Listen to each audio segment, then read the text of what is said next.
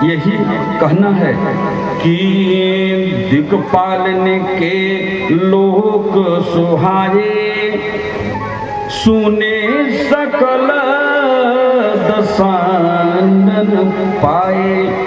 यहाँ तक कि रावण से सूर्य, दिक्पाल, लोकपाल, सब गंधर्व, किन्नर, नाग, समस्त लोग त्रासित हो गए। रावण तो यहाँ तक कहा करता था कि आपको जेहि विधि होई। यहाँ तक कि सब देवता भी विनती अब करने लगे कि जेहि विधि होई, धर्म निर्मूला, जेहि विधि होई, धर्म निर्मूला, सब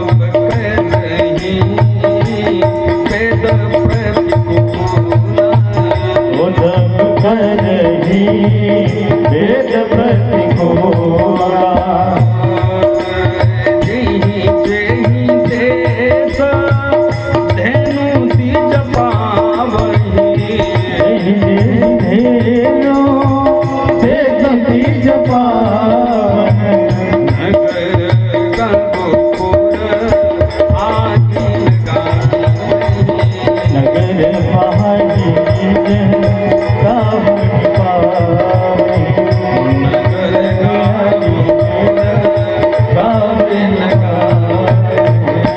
रावण यह आदेश दिया, रावण अपने लोगों को, दैत्यों को यह आदेश दिया कि जिस प्रकार से धर्म बिल्कुल अशांत हो जाए, धर्म का नामो निशान मिट जाए, ऐसा तो लोग काम करो।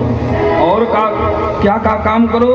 जेहि जेहि देश धेन द्विज पावहि, जो जिस देश में गऊ में और ब्राह्मण मिले उनको मार डालो और उनके गांव में आग लगा दो। रावण यहां तक अत्याचार करने लगा कि ब्राह्मणों की बस्तियां, जो भगवान को मानने वाले लोग हैं, जो विष्णु भगवान को मानने वाले लोग हैं, उनकी बस्तियों में आग लगा दो, गऊओं का कत्ल कर दो। रावण ऐसा आदेश देता है। और रावण कहने लगा कि जो भी यज्ञ करता हो उसकी यज्ञ विध्वंस कर दो, और जहां भी सत्कर्म होते हो उसका बिल्कुल विनाश कर दो।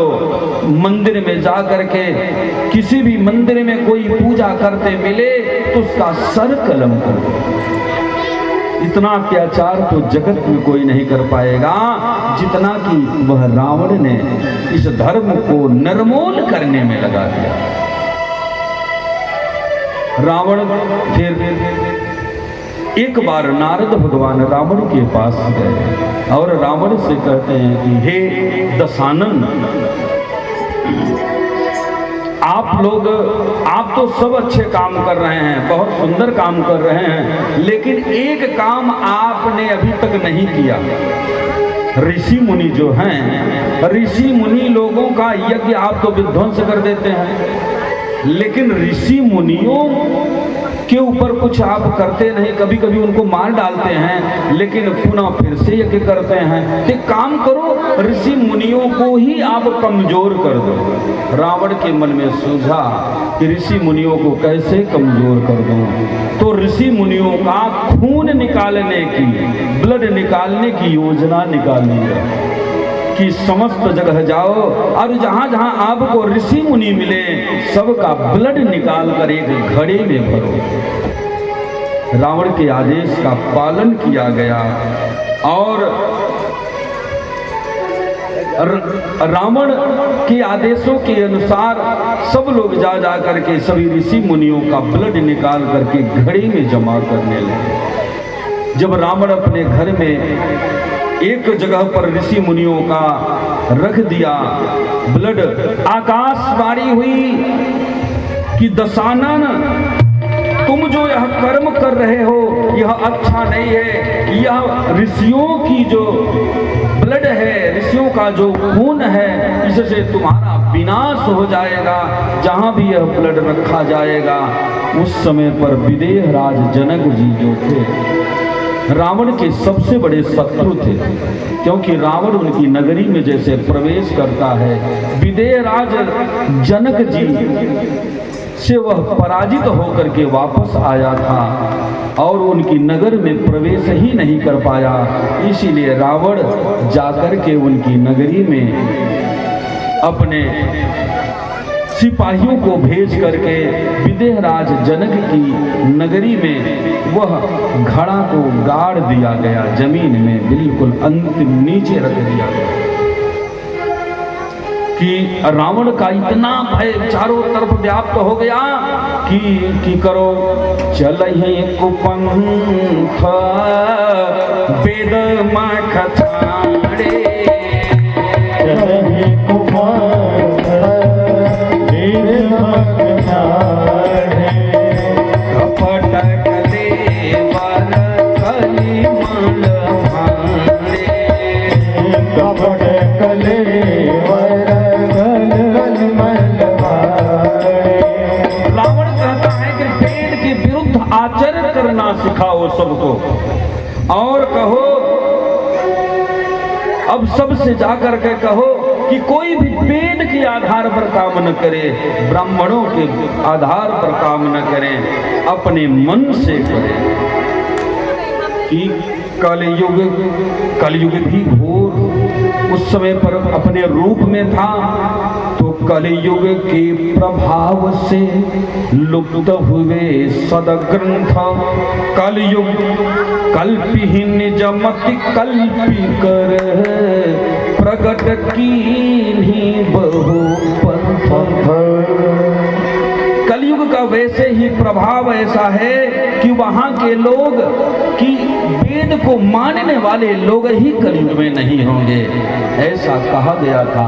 हर व्यक्ति अपने आधार पर वह बिल्कुल रचना करेगा, अपने आधार पर सद्मार्ग बनाएगा, वही मार्ग पर वह चलेगा।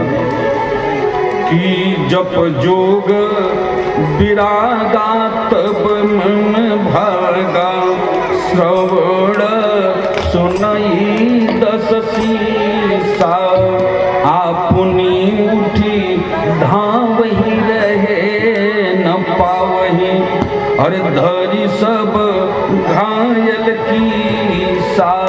रावण इतना अत्याचार करने लगा, जब अत्याचार चरम सीमा पर होगा तभी तो धरती माँ को कष्ट होगा।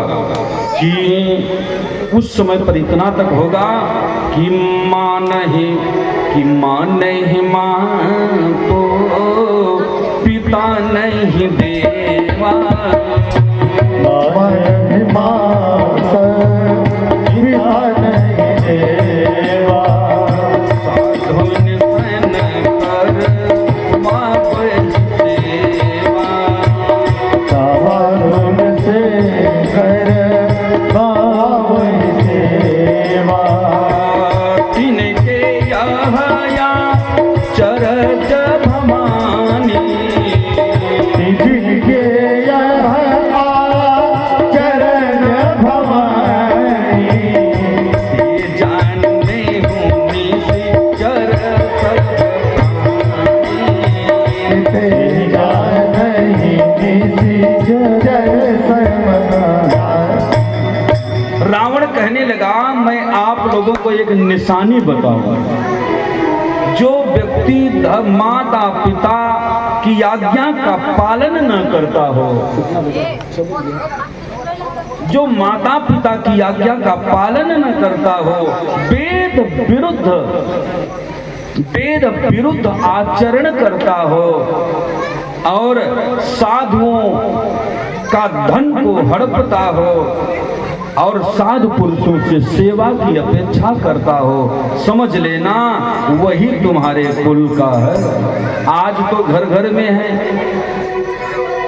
समय के आधार पर राक्षसों की सींग तो गायब हो गई, लेकिन अब घर घर में आपको दैत्य ने अपना प्रचार प्रसार बहुत कर दिया।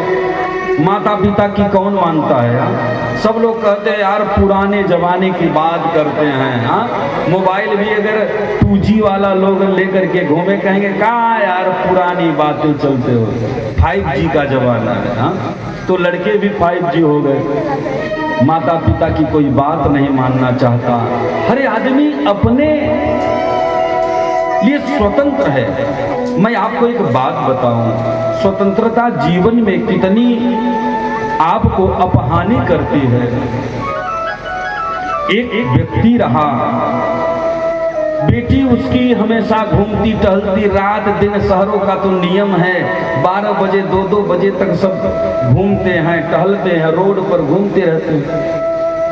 एक दिन की बात है कि बाप पिता मना करने लगा कि बेटी रात में न घुमा टहला करो, लेकिन बिटिया बातें न माने हो व्यास जी। बेटी कहने लगे पापा आप भी पुराने जमाने के हैं, हमको घूमना है, टहलना है, शॉपिंग करना है, रात में शॉपिंग करनी है। एक दिन बोला बाप बोला बेटी ठीक है तेरी वाणी भी सत्य होगी। एक दिन गया पिता, लड़की का पिता अपनी बेटी के लिए एप्पल फोन लेके आया। एप्पल फोन बड़ा महंगा वाला फोन है भाई, एप्पल फोन हो व्यास जी लेके आया और ऐसे ले आया, बिटिया को दे दिया, बिटिया ये तेरे लिए एप्पल फोन है। एप्पल फोन पाकर बेटी खुश हो गई, अरे पापा ये तो बहुत सुंदर है। फिर उसको अल्टी पलटी कहा पापा इसका कवर नहीं लाए क्या? अरे कहीं कवर की क्या जरूरत है बेटा? अरे कहीं नहीं नहीं पापा ये गिरेगा फूट जाएगा, ये खरोच आ जाएगा, नष्ट हो जाएगा, महंगा फोन है ना, इसकी सेफ्टी के लिए कवर चाहिए। कहीं नहीं नहीं बेटा मत ले कवर। कहीं नहीं कवर चाहिए पापा। दूसरे दिन गई सुंदर कवर लेके आई, मोबाइल में लगा करके और अपने पिताजी को दिखाई, देखिए पिताजी महंगा वाला जब फोन हो तो उसमें कवर जरूर हो, छोटे बच्चे गिरा देते हैं तो फूट जाता है। कहें हाँ बेटी, कहें चल बेटी तुझे एक जगह और ले चलता हूँ। पिता अपनी बेटी को लेके गया, बहुत बड़ी एक गोल्ड की दुकान में ले गया। जब गोल्ड की दुकान में ले गया तो पिता कहने लगा अरे सेठ जी हमें हमारी बिटिया के लिए हीरा चाहिए, हीरा। तो सेठ बोला यह काउंटर सोना और चांदी के लिए है, आपको हीरे के लिए बगल वाले काउंटर पे आना पड़ेगा। सेठ जी अपनी बेटी को लेकर के बगल वाले काउंटर पर गए, दोनों चेयर पर बैठे। अंदर से सेठ जी बड़ी वाली चाबी निकाला गुच्छा, और उसमें से एक लंबा वाला गुच्छा निकाला, उससे बड़ी अलमारी थी उसे खोला तो सेठ जी ने कहा इसी में है क्या आपका हीरा? तो सेठ जी कहने लगे हाँ इसी के अंदर है। जब उसको निकाला तो उसके अंदर इतना बड़ा बॉक्स था, उस बॉक्स को अलमारी से बाहर निकाला और बाहर निकाला, काउंटर पर बॉक्स रखा, बॉक्स में भी ताला लगा था, उसको भी खोला तो अंदर छोटा सा एक डब्बा था, छोटे छोटे, उसमें हीरा रखा था। तो वह गोल्ड की दुकान वाला बोला कि अरे भाई साहब इसको आप ऐसे नहीं छू सकते, हमारे हीरे को। एक मलमल का कपड़ा बिछाया काउंटर पर और बड़ी सावधानी से कहा आपके नाखून हैं तो आप ग्लव्स पहन लीजिए। ग्लव्स पहनाया और हीरो को निकाल करके उस मलमल के कपड़े पर रखा। और तो बेटी तो नहीं बोली, लेकिन बाप जानबूझ के बोलने लगा कि अरे सेठ जी ये जो हीरा है इसको इतना सुरक्षित क्यों रखे हैं? अरे कहीं महाराज यह जो हीरा है ना, इसमें थोड़ा भी अगर खरोच आ जाए तो हीरे की वैल्यू 0 हो जाती है, इसलिए हमारे नाखून भी कटे हों, हम ग्लव्स पहने रहें और सुंदर कोमल वस्तुओं के ऊपर इसको रखते हैं और बड़े सुरक्षित रखते हैं, इसको अंदर में रखते हैं ताकि किसी कोई भी व्यक्ति इसको गिरा पड़ा न सके। यह मेरा हीरा है। तुरंत वह व्यक्ति ने अपने बेटी से कहा कि बेटी तू लो लोग हमारे घर की ऐसे हीरे की तरह हो। ये देख हीरा इसी तरह है, यदि तुम्हारे जीवन में थोड़ी सी भी खरोंच आ गई तो तुम्हारा जिंदगी भर कोई वैल्यू नहीं होगा, न नैहर में होगा न ससुराल में। और तुम्हारे जीवन की सुरक्षा ऐसे ही की जाती है कि कोमल वस्तुओं पर तुम इतनी मर्यादा के तहत हो कि तुम्हारी देख रेख बड़ी सावधानी से किया जाता है। सेठ जी फिर बेटी को ले गए, चल बेटी तुझे लोखंड की दुकान पे ले चलता हूं जहां लोहा बिकता है। कहा पापा लोहे की दुकान में ले चलेंगे? कहे हाँ चल। लोहे की दुकान में ले गए। जब लोहे की दुकान में ले गए तो कहा बेटी वो जो देख रहा है बाहर जो पड़ा है क्या है? कहें हाँ पापा जानती हूँ वो गाटर है लोहे का। कहना अच्छा गाटर है ना? कहना हाँ। कहन ये यही पड़ा रहता है। कहन पापा बाहर क्यों पड़ा रहता है? कहन ये कारण यह है कि ये पहली बात तो अंदर नहीं आएगा, भीतर कोई इस इतने लंबे गाटर को रख भी नहीं सकता, और दूसरी बात ये बारिश खाए, पत्थर पड़े, धूप खाए, बरसात खाए, ठंडी खाए, इसमें कोई असर नहीं होगा। लोहा जितने खाए उतना ही यह मजबूत होगा।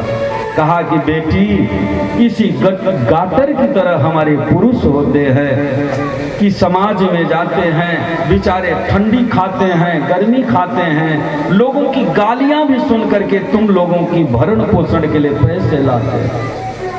लोगों के पास जाकर के नौकरी करते हैं, सेठ की गालियां सुनते हैं, दिन और रात ठंडी गर्मी बरसात यात्रा की यातनाएं सहते हैं। बेटी ये लोखंड की तरह हैं, बेटा इनमें कोई मर्यादा नहीं होती, ये तो हमेशा ही वज्र होते हैं। इसलिए बेटा तेरा भाई यदि कहीं जा रहा है तो उससे हमारे जीवन में कोई असर नहीं होने वाला। अगर तुम्हारे ऊपर थोड़ा खरोच आ गया, पड़ोसी भी कह दिया कि फला के साथ तुम्हारी बिटिया दिखी एक जगह, तो समझ लियो बेटी मैं मर गया। ऐसे ही जीवन में अपनी बेटी बहुओं को अपने जीवन में सचेत होकर रहना चाहिए, क्योंकि वो दो कुलों का भार उन पर होता है, ससुराल पक्ष की और मातृ पक्ष की, दोनों की कुल की रक्षा उनके हाथ में होती है। हमारी बेटी मान गई और हाथ जोड़कर पापा से कहा पिताजी अब ऐसा हम कभी नहीं करेंगे ताकि आपकी मर्यादा में कोई विक्षेपण हो। ऐसे ही हमारे जीवन की कुलीन स्त्रियां रहे हैं। तो